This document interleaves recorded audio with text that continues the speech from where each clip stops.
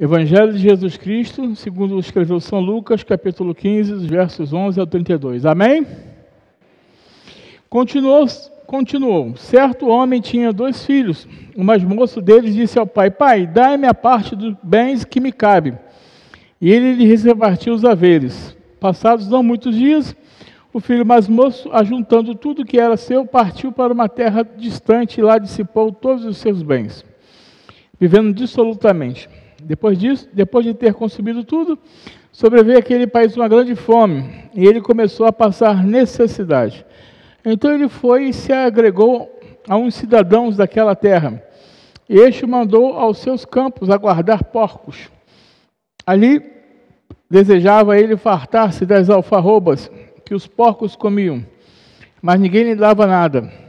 Então, caindo em si, disse: Quantos trabalhadores de meu pai têm pão com fartura, e eu aqui morro de fome? Levantar-me-ei e irei ter com meu pai, e lhe direi: Pai, pequei contra o céu diante de ti, já não sou digno de ser chamado teu filho. Trata-me como um dos teus trabalhadores. E levantando-se foi para seu pai. Vinha ele ainda longe, quando seu pai o avistou, e compadecido dele, correndo, abraçou-o e beijou. E o filho disse: Pai, pequei contra o céu e diante de ti, já não sou digno de ser chamado teu filho. O pai, porém, disse aos seus servos: Trazei depressa a melhor roupa, vestiu-o, ponde-lhe um anel no dedo e sandálias nos pés. Trazei-me também matar um novilho cevado, comamos e regozijamo-nos, porque este meu filho que estava morto e reviveu, estava perdido e foi achado. E começaram a regozijar-se. Ora, o filho mais velho estivera no campo, e quando voltava, ao aproximar-se da casa, ouviu a música e as danças. Chamou um dos criados e perguntou-lhe o que era aquilo. E ele lhe informou: Veio teu irmão, e teu pai mandou matar o novilho cevado, porque o recuperou com saúde. Ele se indignou, não queria entrar, saindo, porém, o pai procurava conciliá-lo. Mas ele respondeu ao seu pai: Há tantos anos que te sirvo, sem jamais transgredir uma ordem tua, nunca me deste um cabrito, sequer para alegrar-me com os meus amigos? Vindo, porém, esse teu filho, que desperdiçou os teus bens com meretrizes, tu mandaste matar ele, o novilho cevado? Então lhe respondeu o pai: Meu filho, tu sempre estás comigo, tudo que é meu é teu. Entretanto, era preciso que nos regozijássemos e nos alegrássemos, porque esse teu irmão estava morto e reviveu, estava perdido e foi achado. Oremos. Senhor, acabamos de ler a Tua Palavra. Fala aos nossos corações nessa noite. Teu Espírito Santo, assim como falou ao meu coração, venha falar ao coração da Tua Igreja e todos aqueles que nos assistem nessa noite. É a oração que fazemos em nome de Jesus. Amém. Bem dizendo. Finalmente, sejam todos de um mesmo sentimento compassivo, cheios de amor fraternal, misericordiosos, humildes, não retribuindo mal por mal ou injúria por injúria, antes, pelo contrário, bem dizendo, porque para isso fostes chamados, para herdardes uma bênção, conforme está escrito em 1 Pedro 3, 8 e 9. Como é fácil perder a calma e retribuir mal por mal. No trânsito isso é fácil, no comércio também, nos relacionamentos cotidianos. Então, mais ainda, violência verbal, física, injúria, fofoca, agressão de qualquer tipo, humilhação, maltrato, rispidez, tudo isso são coisas que caracterizam o mal e devem ser retribuídas com bênção. Bem dizer é abençoar, é falar bem, é falar o bem. Atitude correta quando agredidos com palavras, com seu imprestável ou ainda seu idiota, deveria ser uma resposta a algo como: Deus te abençoe, ou talvez ainda: bendito sejas. Isso é ser cristão. Não gostaria de me alongar demais, desperdiçando tempo e espaço com situações de exemplos para a postura errada, pois tenho certeza que já o fiz suficiente de que todos podem perfeitamente entender do que falo. Quero, pelo contrário, exemplificar e sugerir atitudes corretas para a edificação. Por exemplo, pareça mais com Cristo, abençoando sempre. No final voltamos a esse texto, a conclusão dessa ilustração. Quero convidar você a meditar no seguinte tema nessa noite: morte e vida. O que você quer para a sua vida? Morte ou vida? De acordo com o texto que acabamos de ler, o diálogo do pai com o filho mais velho, e é no filho mais velho que nós vamos focar nessa noite, prometo não me alongar. O diálogo nós vamos focar hoje no filho mais velho. O diálogo do pai com o filho mais velho esclarece a situação do filho mais novo. Estava morto e tornou a viver, estava perdido e foi encontrado. É a situação de quem se afasta do pai e novamente reencontra o caminho da casa paterna. Quantos de nós, às vezes, temos alguns familiares que se afastam do reino de Deus, se afastam da casa de Deus. E aí essa pessoa volta, fica até sem graça em voltar, essa pessoa quer voltar, e nós a olhamos de banda, lá vem ele de novo. Nós somos esse irmão mais velho, que não admitimos erro, somos perfeitos, e a casa do meu pai é minha. Se ele saiu, o problema é dele. Não. Eu quero dizer nessa noite que Deus, Ele não soma débito e não soma crédito. Se você está aqui, se você nasceu na igreja, você viveu na igreja, você faz tudo, vem na escola dominical, no culto à noite, vai para a UPA, o MP, o PH, SAF, o CP, é presbítero, é diácono, Deus não está somando o seu crédito, meu irmão. Você está fazendo mais do que a sua obrigação, daquilo que Deus te chamou para fazer. Você não está fazendo favor nenhum para mim, para o presbítero Hamilton, para o presbítero Tiago, para o presbítero Claudio Emílio. Você não está fazendo favor nenhum para mim, não, para a gente não. A gente faz é para Deus, e Deus não soma isso como um crédito. Eu não tenho direito de chegar e dizer: fulano não pode entrar aqui, Beltrano não pode errar. Nós fazemos porque fomos chamados, temos prazer em fazer, e ponto final. O que fazemos não é mais nada do que a nossa obrigação como servos do Senhor. E quando nós chegarmos diante do Senhor, da presença do Senhor, Deus já fala assim: ó, beleza, você fez a sua parte, entra do gozo, entra do meu gozo. Deus não está somando o seu crédito não, meu irmão. Assim também como Deus não soma o débito. A pessoa vai embora, se afasta da igreja, vive uma vida dissoluta, e daqui a pouco a pessoa volta, zerou tudo. Deus não olha débito. Você não está no negativo. Se a pessoa voltou ao convívio, estava perdido e foi achado. Não está no negativo, a conta foi zerada. Sabe por quê? A conta foi paga lá atrás na cruz do Calvário por mim e por você, e ninguém é melhor do que ninguém. Às vezes nós vemos as mães orando pelos seus filhos e suas filhas. É todo o desejo do pai e da mãe de ver o filho e a filha. E quando esse filho volta, às vezes nós olhamos de banda. Eu tenho tudo aqui, nunca pude fazer um churrasco, né?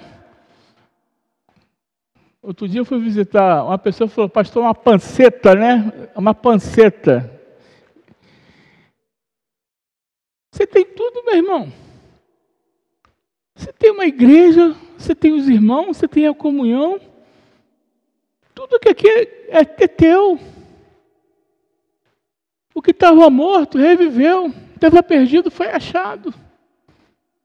E nós às vezes não queremos. Não pode. Nós não podemos nos tornar um clube onde você tem uma carteirinha de sócio e só entra quem é sócio. Não, irmãos, aqui é a casa do Senhor. chamada por Cristo casa de oração. O nosso foco hoje é com o filho mais velho. A vida longe de Deus configura-se como morte, por ser uma ruptura com a fonte de vida. Impera aí o egoísmo e a maldade. Quando nós nos afastamos de Deus, quando nós nos deixamos a presença de Deus, nós estamos vivendo uma vida de morte. Nós estamos vivendo uma vida miserável. E cabe a nós orarmos, cabe a nós intercedermos, cabe a nós receber esses irmãos quando eles voltam com alegria, com júbilo, com felicidade. Esse é o papel do cristão, esse é o papel do irmão mais velho. Nós, irmãos mais velhos, precisamos ser esse irmão que recebe com amor e com carinho, com acolhimento. Como eu fico feliz quando entra alguém na igreja e vem visitar e volta outras vezes e começa a conviver conosco. Como eu fico feliz quando alguém volta ao convívio da igreja, volta ao convívio da comunhão. Como é bom, irmãos, ter as pessoas de volta ao nosso lado. Como é bom ter as pessoas de volta, trabalhando, animadas, se oferecendo, pastor, o que eu posso ajudar, o que eu posso fazer?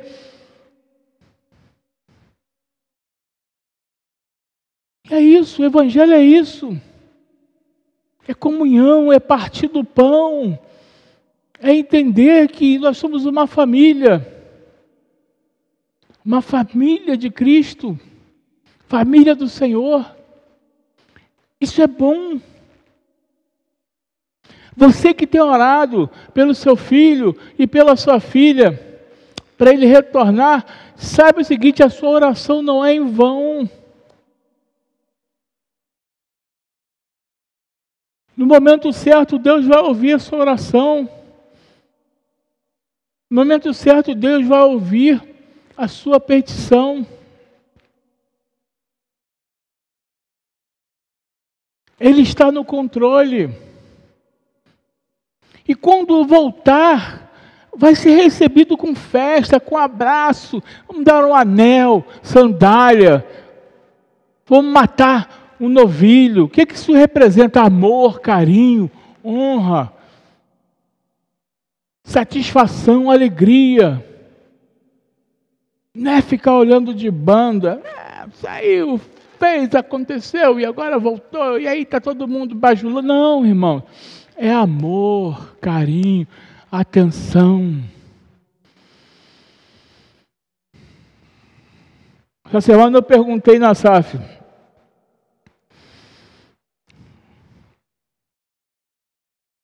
Geralmente,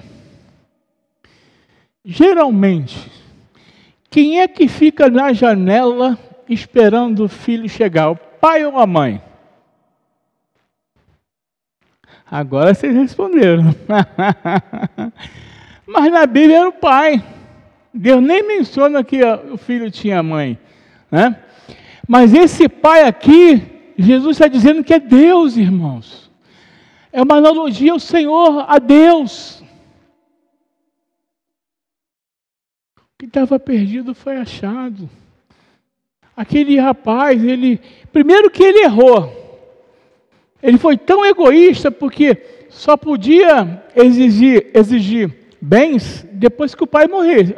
Na tradição judaica era assim, você só podia exigir os bens dos seus pais depois que o pai morria. Ele pediu bem antes. E o pai deu. O pai dá. Quando o filho pede uma coisa para a gente não dá. Eu falo para a Selma, eu sou bobo, né? Que a Carolina diz, pai, tentar eu tentei, né? O não já tem, o sim.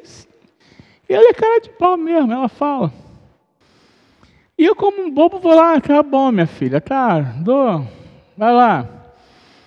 A gente dá, porque a gente é pai, a gente é mãe. A gente faz pelos nossos filhos. Quem não faz pelo filho? Quem não quer ver um filho feliz? Quem não tira da comida para dar? Qual o pai que não tira do seu para dar para o seu filho? Eu já comi muito McLanche feliz com a minha filha, porque eu não tinha dinheiro para pagar um lanche.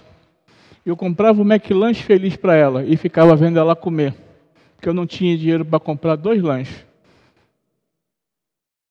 E ela, satisfeita que ela ganhava o brindezinho, eu beliscava a batatinha. E ela comia o sanduichinho dela com refrigerante e o brinquedinho que ela ganhava. Qual pai que nunca fez isso? Portanto, irmãos, às vezes é muito egoísmo da nossa parte quando alguém volta ao retorno da igreja e a gente olha de banda, a gente olha de lado. A gente não cumprimenta, a gente não fala. Aquele que estava perdido foi achado, que estava morto reviveu. Nós precisamos rever os nossos conceitos de comunhão na igreja. Viver longe de Deus é se perder e se enveredar por desvios e atalhos caminhando sem rumo. Às vezes a gente vê a pessoa caminhar sem rumo, vê a pessoa caminhar sem direção. Mas às vezes existem momentos que é o momento da gente se calar. É o momento de ficar calado e orar. Existem situações que nós vamos atrás, nós visitamos, e o conselho tem visitado às segundas-feiras os irmãos da igreja. O conselho está visitando, o conselho está indo visitar, chamar os irmãos à comunhão. Mas tem pessoas que não aceitam e nós vamos respeitar.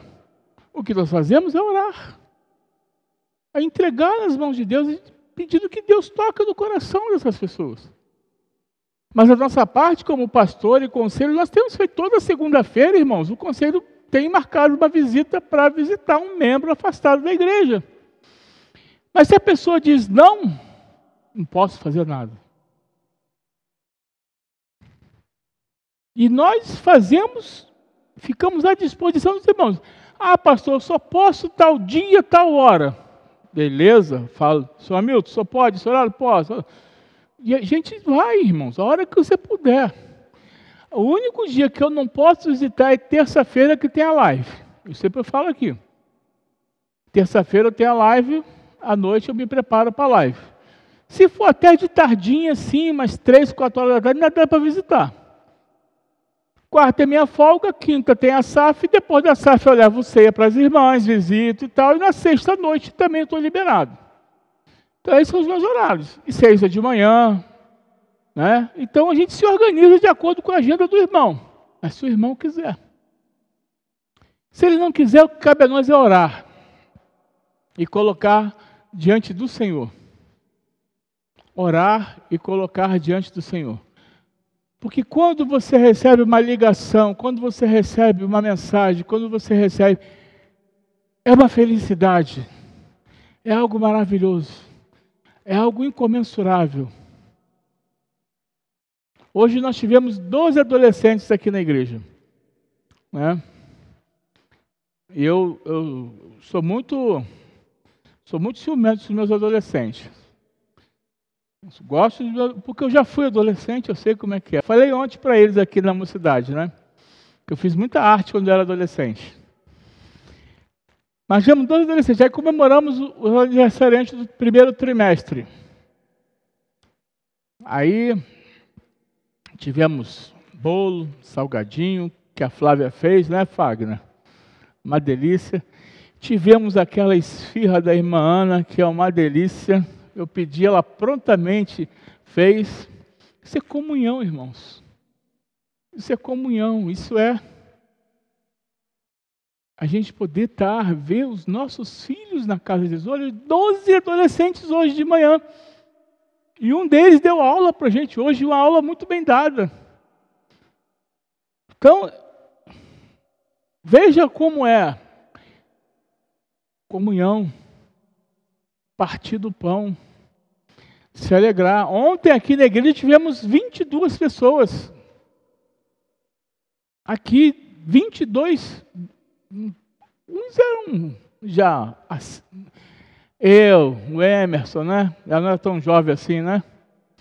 Né, Emerson? A gente não é tão jovem assim, né?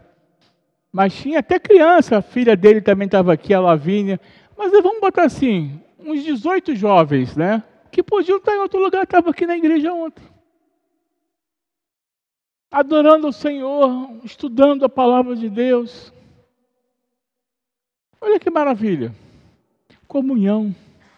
Poder estar em comunhão com Deus. A volta para a casa paterna foi um ato de sensatez do filho desviado, pois aí está a vida, a segurança e a paz. É tempo de restauração, reconciliação, de volta para casa. Irmão, meu irmão e minha irmã, vamos orar pelos nossos irmãos. Vamos pedir a Deus que o Espírito Santo toque no coração,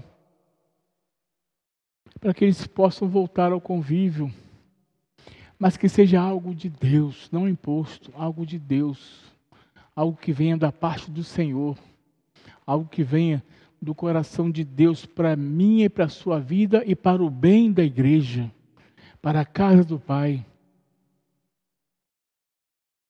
Nós estamos vivendo um momento de decisão. Vai chegar um momento que nós vamos querer vir para a igreja e vamos ser proibidos de vir para a igreja. Vai chegar momentos em que vamos querer anunciar o Evangelho e vamos ser proibidos de anunciar o Evangelho. E aí? Como é que vamos fazer? Quem vai vir? Quem vai ter coragem de abrir a porta da igreja e vir com o pastor aqui e falar, vamos adorar o Senhor? Vamos presos, mas vamos adorar o Senhor.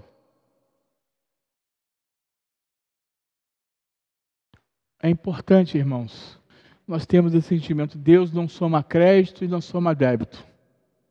Na hora que você tiver um encontro com Ele, é real. Eu estava falando hoje na classe Catecúmenos. Batismo salva alguém? Hein? Sim ou não? Balança a cabeça, irmão. Não ou sim? Batismo salva? Não. E qual o maior exemplo na Bíblia que tem onde batismo não salva ninguém? Onde acontece um fenômeno onde o batismo não salva ninguém? Aonde? A morte do ladrão na cruz. Em verdade, verdade te digo que hoje mesmo estarás comigo no paraíso. O importante, meu irmão, na hora que o Senhor te chamar, como é que vai estar seu débito? Como é que vai estar seu crédito? Como é que vai estar a sua vida? Senhor, eu evangelizei, eu preguei, eu fui para a escola dominical, eu jejuei, eu fiz... Tem nada a ver. Não somo crédito. Senhor, eu saí da tua igreja e tal, mas no último momento eu confessei a Senhor, eu me arrependi. Ele não soma débito. Eu estava contando que lá em Petrópolis, tinha a nora de um presbítero, estava com o pai dela com câncer na língua. E com os dias contados. Aí falou, pastor, o senhor pode ir lá orar? Eu falei, vamos lá. Fui lá, estava ele, a filha, o sogro, né, da menina e eu. Eu cheguei para ele na sala, ele já não falava bem por causa da língua, não conseguia falar. Eu li um texto da Bíblia para ele, orei com ele, pedi para ele repetir as minhas orações, as minhas palavras, e quando eu terminei, falei, não lembro o nome dele, falei, seu fulano, levanta a sua mão direita. O senhor confessa a Jesus como seu Senhor e Salvador da sua vida? Confesso. Se o Senhor chamar o senhor nessa noite O senhor confessa que Ele vai levar o senhor para o céu? O senhor tem essa certeza, convicção da sua salvação? Sim, tenho. Uma semana depois, aquele homem estava morto. Deus não soma crédito, não soma débito, irmãos. Aquele que estava morto reviveu, estava perdido e foi achado. Que nós possamos ter o entendimento de que, como filhos, nós temos tudo aqui ao nosso dispor. Nós temos comunhão, uma igreja maravilhosa, uma igreja que, vou fazer uma brincadeira, né? Tudo acaba em lanche, né, Eunice? Tudo acaba em lanche. E lanche gostoso. Nem que seja uma pessoa, ontem foi uma pessoa só que trouxe o lanche, mas teve um lanche. Né? Teve um lanche. Ontem na oficina da SAF, teve até um bolo de milho, que uma pessoa mandou um bolo de milho para as irmãs poderem fazer a oficina comendo um bolo de milho. Tudo acaba em lanche aqui, mas é gostoso. Mas é tudo nosso. E como é bom a gente receber alguém de volta. Como é bom a gente receber alguém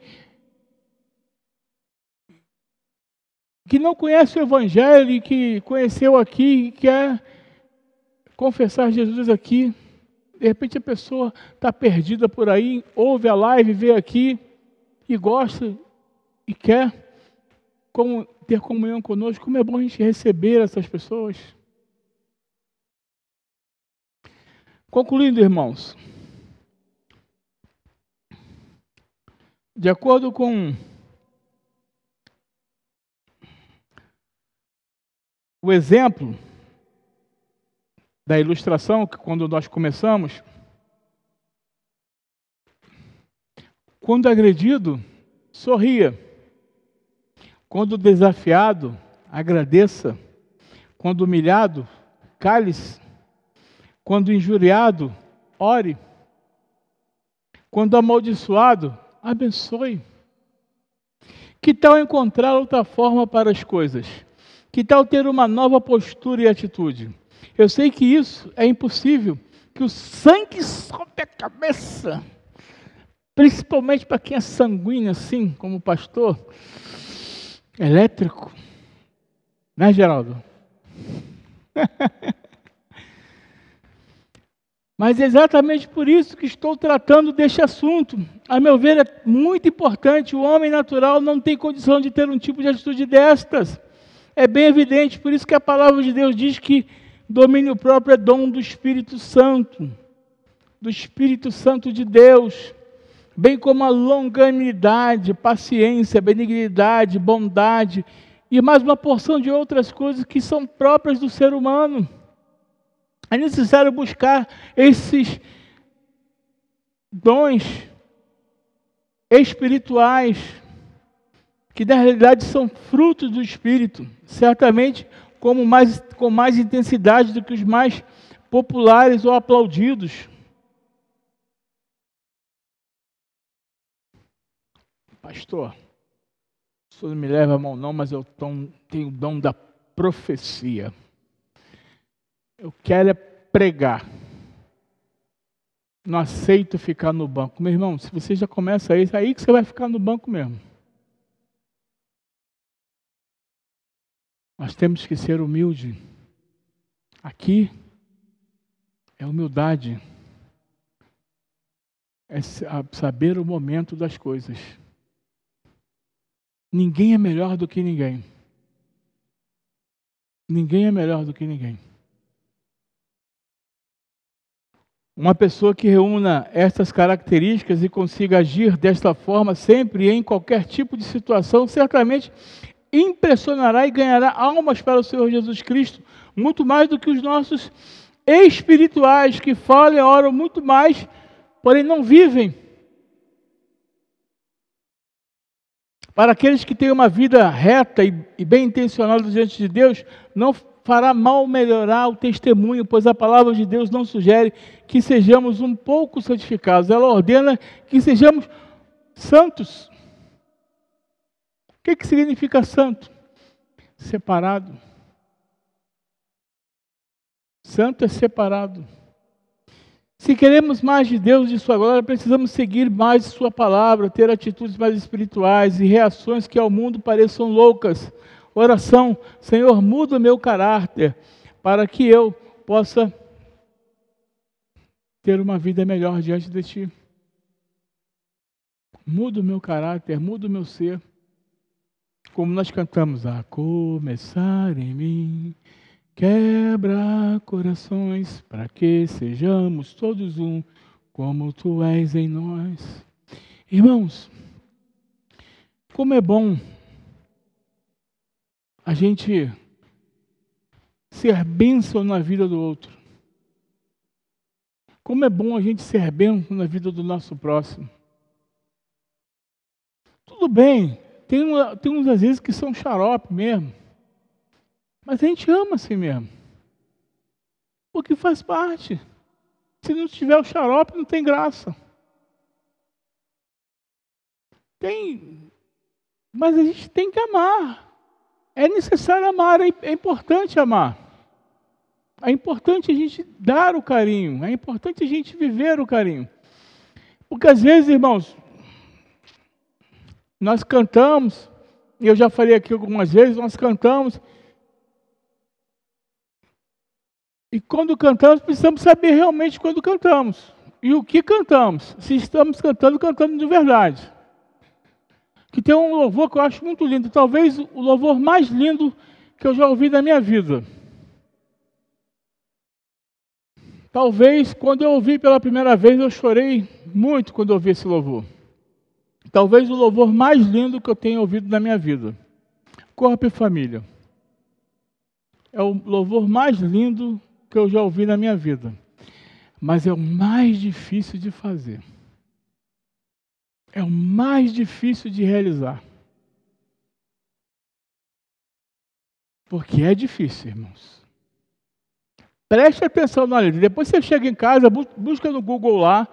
Porque às vezes a gente canta na igreja, a gente levanta a mãozinha, né? E nem está prestando atenção no que está cantando. E eu costumo dizer que o momento que a gente mais mente é quando a gente está louvando. Que a gente não tem ideia do que está cantando. Aí a gente levanta a mãozinha, aí presta atenção na letra. Chega em casa, busca no Google lá, Corpo e Família, e vê a letra. Se você faz aquilo, realmente canta, irmão. Mas se você não faz aquilo, canta não. Canta não. Porque você não está em sintonia com Deus. Nós precisamos viver aquilo que pregamos e pregar aquilo que vivemos. Ah, pastor, mas é difícil. Eu sei que é difícil. Até para mim é difícil. Eu sou pastor e é difícil. Eu também às vezes erro. Muitas vezes eu erro. Mas eu sempre tenho, meu Deus, e oro e falo com Ele, e choro, e peço perdão. E se eu tiver que pedir perdão a alguém aqui na igreja, não tem problema, não tenho vergonha nenhuma, como eu já fiz algumas vezes, que eu errei, cheguei e pedi perdão. Problema nenhum. Porque o cair é do homem, levantar é de Deus. E nós precisamos ter isso no coração, na nossa vida. Ter esse entendimento de que nós não somos perfeitos. Nós somos errantes. Mas nós temos um advogado que advoga a nossa causa e peleja por nós. Que Deus nos abençoe. Que Deus derrame suas ricas bênçãos sobre nós, sobre a nossa vida, sobre o nosso ser. E que possamos ser igual ao Pai, agir igual ao Pai, quando o Filho voltar.